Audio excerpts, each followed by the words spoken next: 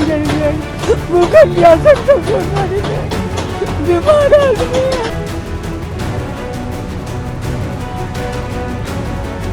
बहराइच हिंसा 10 दिन हो गए हैं, लेकिन हालात अब भी सामान्य नहीं हो पाए हैं। कुछ दुकानें खुल रही हैं, ज्यादातर बंद हैं। पुलिस फोर्स जगह जगह तैनात है। इस बीच एक मीडिया रिपोर्ट में बड़ा खुलासा किया गया है, जिसमें बताया गया है कि ये सब कुछ पहले से प्लान था। दावा किया जा रहा है कि लोगों ने बताया कि पुलिस वालों ने 2 घंटे का टाइम दिया था, लेकिन कुछ लोगों ने गद्दारी कर दी, नहीं तो पूरा महाराजगंज खत्म हो जाता।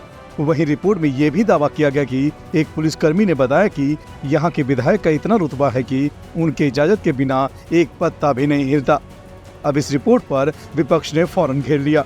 वहीं इस मामले पर कांग्रेस सांसद इमरान प्रतापगढ़ी ने भी एक मीडिया रिपोर्ट को शेयर करते हुए लिखा कि बहराइच दंगे की सच्चाई। उपद्रवी बोले 2 घंटे पुलिस वाले हट गए थे, लोगों ने गद्दारी की, नहीं तो महाराजगंज खत्म हो जाता। दरोगा बोला चलती है विधायक की मर्जी। इमरान प्रतापगढ़ी ने सवाल पूछा कि क्या अब भी कोई शक है कि ये दंगा प्रायोजित नहीं था। वहीं कांग्रेस प्रवक्ता सुप्रिया श्रीनेत ने भी एक्स पर लिखा कि बहराइच हिंसा पर दैनिक भास्कर की इन्वेस्टिगेटिव रिपोर्ट। उपद्रवी बोले 2 घंटे पुलिस वाले हट गए थे, लोगों ने गद्दारी की, नहीं तो महाराजगंज खत्म हो जाता। तो बहराइच में संयोग था या प्रयोग, फैसला आप करें। और सोचिए कि ऐसे कितने चरस गांजा पीते हुए बेरोजगार उपद्रवी क्यों बन रहे हैं। मेरा अपना मानना है कि चाहे बहराइच हो, चाहे देवरिया हो, चाहे बुलंदशहर हो, गाजियाबाद हो, वाराणसी हो, बरेली हो, मुजफ्फरनगर हो, सहारनपुर हो, यकायेक यूपी में एक बाढ़ सी आ गई है 2 समुदायों के बीच तनाव की, और तभी लगता है कि चुनाव ने दस्तक दे दी है। ऐसा क्यों है कि इतना नाकाम हो गया है पुलिस और प्रशासन कि वो कुछ कर नहीं पा रहा है। ऐसा क्यों है कि पूर्व डीजीपी जो योगी जी के बड़े करीबी माने जाते हैं, वो खुलकर कह रहे हैं कि पुलिस निष्पक्ष जांच, निष्पक्ष कार्रवाई नहीं कर पा रही है। उन्होंने एनकाउंटर की कोशिश तक पर सवाल उठाया है। मेरा अपना मानना है चुनाव में मुद्दों पर राजनीति होनी चाहिए, मुद्दों पर चुनाव लड़ना चाहिए। चुनाव में पोलराइजेशन करने की कोशिश करना, दोनों समुदायों को बांटना, ये गलत है, इससे बचना चाहिए। और बीजेपी को ये हिदायत मैं फिर से दूंगी, लोगों के मुद्दे हैं बेरोजगारी, महंगाई, आर्थिक असमानता, महिलाओं की असुरक्षा। यूपी में एक हेड कांस्टेबल महिला का रेप हो रहा है, उसकी चर्चा नहीं है, उस पर कोई बोलना नहीं चाहता है, और तीखा टिप्पणी लोग करने को तैयार है। मेरा अपना मानना है 2 समुदायों को इसलिए लड़ाया जा रहा है क्योंकि चुनाव में तुष्टीकरण किया जा सके। बहसी से बीजेपी विधायक सुरेश्वर सिंह के एक एफआईआर ने सियासी हलचल बढ़ा दी है। सुरेश्वर सिंह ने अपनी ही पार्टी के 7 कार्यकर्ताओं के खिलाफ एफआईआर दर्ज कराई है। युवा मोर्चा नगर अध्यक्ष अर्पित श्रीवास्तव सहित 7 नामजद कार्यकर्ताओं पर गंभीर धाराओं में एफआईआर दर्ज की गई है। इस एफआईआर पर फौरन समाजवादी पार्टी से लेकर कांग्रेस ने योगी सरकार को घेर लिया। समाजवादी पार्टी के मुखिया अखिलेश यादव ने एक्स पर लंबा चौड़ा पोस्ट किया, जिसमें उन्होंने लिखा, धिक्कार है ऐसी भाजपाई राजनीति और सत्ता की भाजपाई भूख पर जो सियासत के लिए देश के भाईचारे के बीच दंगा कराने की साजिश करती है। बहराइच हिंसा के मामले में हर दिन नए खुलासे हो रहे हैं, जिनसे भाजपा मुंह दिखाने लायक नहीं है।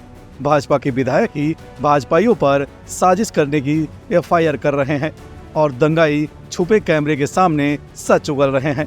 भाजपा के जो थोड़े बहुत समर्थक और वोटर बचे हैं, अब तो भाजपा का ये षड्यंत्रकारी और हिंसक रूप देखकर वो भी शर्मिंदा है। भाजपा ने अपने समर्थकों की भावनाओं को गुमराह करके उनका इस्तेमाल अपनी सत्ता को बनाए रखने के लिए किया है।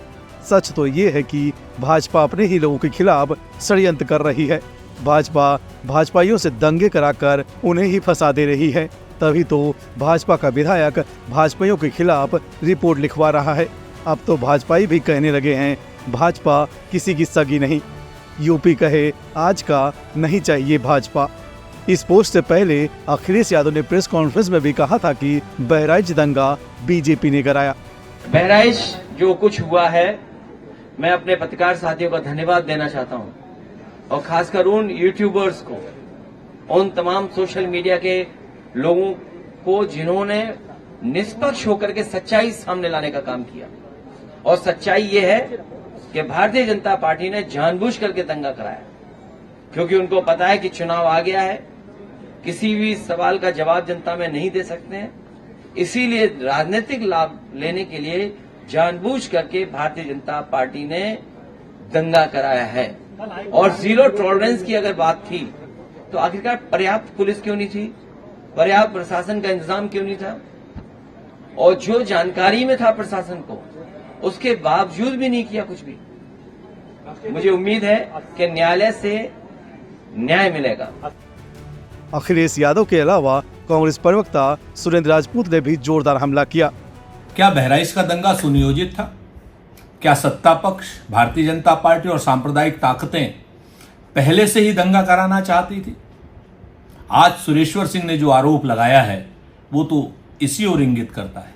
क्या सुरेश्वर सिंह के परिवार को मारने की साजिश थी बहराइच दंगा, जिसमें रामगोपाल मिश्रा नाम का लड़का भी मारा गया? कई दुकानें जल गई, कई घर जल गए, कई होंडा के शोरूम जल गए, और देश को और प्रदेश को सांप्रदायिक तनाव में उस दंगे ने ला दिया। आखिर सच क्या है? सुरेश्वर सिंह अपने ही नगर अध्यक्ष के खिलाफ एफआईआर लिखवा रहे हैं और कह रहे हैं कि उनके बेटे को मारने की साजिश थी। क्या भारतीय जनता पार्टी अब अपने ही नेताओं को मारने की साजिशें रच रही है दंगों के द्वारा? इसका जवाब भारतीय जनता पार्टी के बड़े नेताओं को देना होगा, नरेंद्र मोदी जी को देना होगा, अमित शाह जी को देना होगा, योगी जी को देना होगा कि आखिर सच क्या है। क्या भारतीय जनता पार्टी में अंतरकलह, अंतर्द्वंद इतना बढ़ गया है कि एक दूसरे को मारने के लिए दंगे करवाए जा रहे हैं और बहराइच जैसे दंगे करवाए जा रहे हैं? अगर ये सच है तो भारतीय जनता पार्टी की सरकार को तुरंत बर्खास्त कर दिया जाना चाहिए। जब सियासी रंग से एफआईआर ने लिया तो सुरेश्वर सिंह ने फौरन सफाई दी। उन्होंने कहा कि जो मैंने एफआईआर दर्ज कराई है वो मुझ पर हमले की है, न कि दंगे भड़काने की। 13 अक्टूबर को जब दंगे हुए थे उस वक्त मेरी गाड़ी पर एक फायर भी किया गया था। इसमें मेरी गाड़ी का शीशा टूट गया, मेरा बेटा बाल बाल बच गया। न कोई मुलजिम होता है और न कोई दोषी होता है। हमने स्पष्ट रूप से लिखा है कि सीसीटीवी कैमरे वहां पे लगे हुए हैं, एक दुकान पे नहीं कई दुकानों पे लगे हुए हैं। उनको विवेचक देखेगा और जो भी बलवा करने में होंगे, जिसने भी फायर किया होगा, जिसने ईंट पत्थर चलाई होगी, उसके विरुद्ध वो कार्रवाई करेगी। इसका महाराजगंज की घटना से कोई लेना देना नहीं है। और जहां बार बार भाजपा का जिक्र आता है, हमारे ख्याल से भाजपा का इसमें कोई नहीं है। बाद में जानकारी मिली कि अर्पित श्रीवास्तव भाजपा के भारतीय जनता युवा मोर्चा के नगर अध्यक्ष हैं। इसके अतिरिक्त भाजपा का मेरे विचार से कोई इसमें है नहीं। और उपद्रवी लोग थे, ज्यादातर लोग नशे में थे और सब लोग ये कह रहे थे कि ये हमारा भाई है। जब हमने परिवार के लोगों से पूछा कि ये आपके भाई हैं, और जो लोग कह रहे थे कि हम इनके भाई हैं, वो शव के मुंह पर बैठे जा रहे थे। उनको ढकेल करके हमने पीछे किया और मैं, दिवाकर पांडे जी, अखंड प्रताप सिंह और उनका भतीजा किशन, 4 लोगों ने उस शव को कंधे पर लेकर के उठा करके हम लोगों ने उसको मर्चरी तक पहुंचाने का काम किया। और जब मर्चरी पहुंच गए तो मर्चरी का दरवाजा भी तोड़ दिया उपद्रवियों ने। एम्बुलेंस को शीशा पत्थर फेंके, एम्बुलेंस भाग गई। उसके बाद में मर्चरी की दीवार भी गिरा दी गई, जो लोगों ने मुझको बताया। और 13 तारीख की घटना है। कई लोगों ने कहा कि अपने लोग हैं, तो हमने कहा कि अगर कोई अपना है तो आ करके बता दे। हमने 18 तारीख को एफआईआर लिखाई है। जो नाम मुझे ज्ञात हुए, हमने 18 तारीख को एफआईआर लिखाई है। और इसमें कहां से ये बात आ गई, अखिलेश जी हो या कोई अन्य नेता कह रहा हो कि भारतीय जनता पार्टी ने दंगा कराया और भारतीय जनता पार्टी के नाम ही भारतीय जनता पार्टी के विधायक ने लिखा दिया। ये तो स्पष्ट रूप से परिलक्षित होता है कि ये अकारण एक मां के बेटे को, एक पत्नी के पति को, जिसकी हत्या हो गई थी, उसको सड़क पर रख करके एक राजनीतिक रूप दिया जा रहा था, राजनीतिक रंग दिया जा रहा था, लोगों को भड़काया जा रहा था। और उस भड़काने को रोकने के लिए और उसको सुरक्षित उठा करके हमने, और जिलाधिकारी और सिटी मजिस्ट्रेट, डीआईजी, कमिश्नर, सारे लोग मौजूद थे। उन लोगों के साथ में जाकर के अगर हमने मर्चरी में रखाने का काम किया है, अगर इसको दंगा कहते हैं अखिलेश यादव जी, तो इसका कोई जवाब नहीं है।